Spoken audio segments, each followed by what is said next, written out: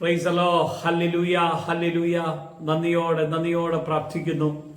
അഭിഷേകം അന്ന എന്ന വചന സന്ദേശത്തിലേക്ക് എല്ലാവർക്കും സ്വാഗതം. ഇന്ന് ചിന്തയ്ക്ക് ആധാരമായ ദൈവവചനം അപ്പസ്തോല പ്രവർത്തനം 1-ാം അധ്യായത്തിന്റെ 6 മുതലുള്ള വചനഭാഗമാണ്.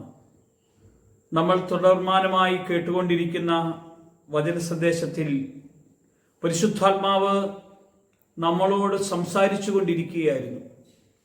പരിശുദ്ധാത്മാവിൻ്റെ നടത്തിപ്പും പരിശുദ്ധാത്മാവിൻ്റെ പ്രവൃത്തിയും, അതുപോലെ യേശുവിൻ്റെ കൂടെ അപ്പസ്തോലന്മാർ കൂടിയിരിക്കുമ്പോൾ 6-ാമത്തെ വാക്യം എങ്ങനെയാണ്?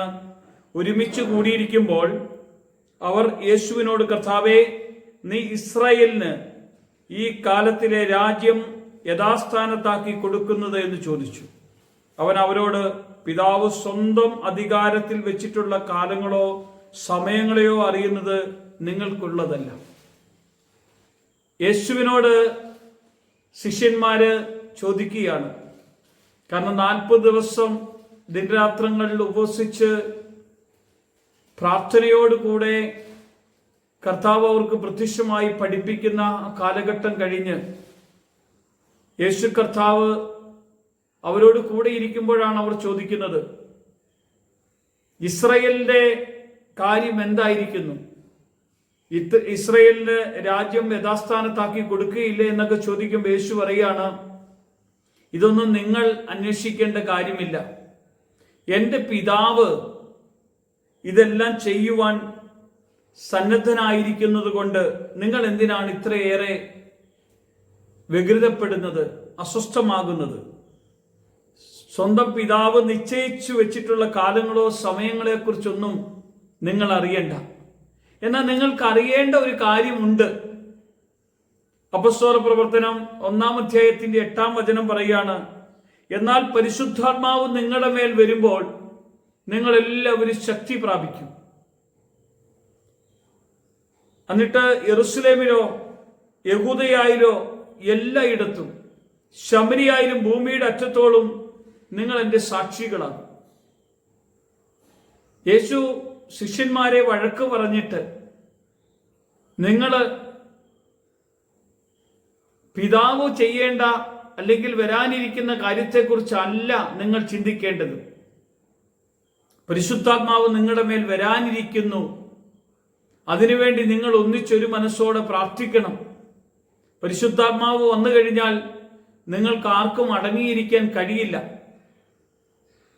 യെരൂശലേമിലാകട്ടെ, യഹൂദയിലാകട്ടെ, ശമരിയയിലാകട്ടെ, ഭൂമിയുടെ അറ്റത്തോളം നിങ്ങൾ എൻ്റെ സാക്ഷികളായി തീരുമെന്ന് പറയുമ്പോൾ, പ്രിയമുള്ളവരെ, ഈ സാക്ഷ്യം വഹിക്കേണ്ടത് ആത്മനിറവോടുകൂടെ ജീവിക്കുന്ന ദൈവമക്കളാകും എന്നാണ് കർത്താവ് ആഗ്രഹിക്കുന്നത്.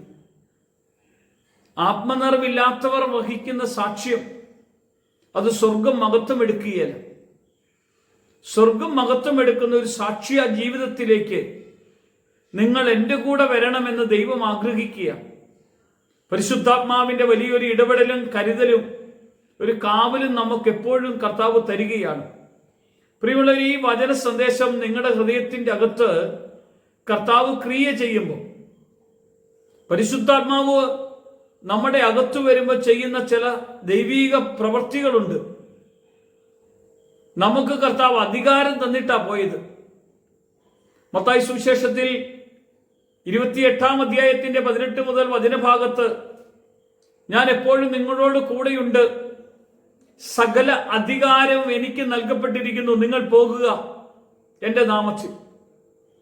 എൻ്റെ നാമത്തെ വഹിപ്പാനായി ഞാൻ തെരഞ്ഞെടുത്തിരിക്കുന്ന എൻ്റെ ദാസരാണ് നിങ്ങൾ എന്ന് പറഞ്ഞാണ് നമ്മളെ അയക്കുന്നത് കർത്താവ്.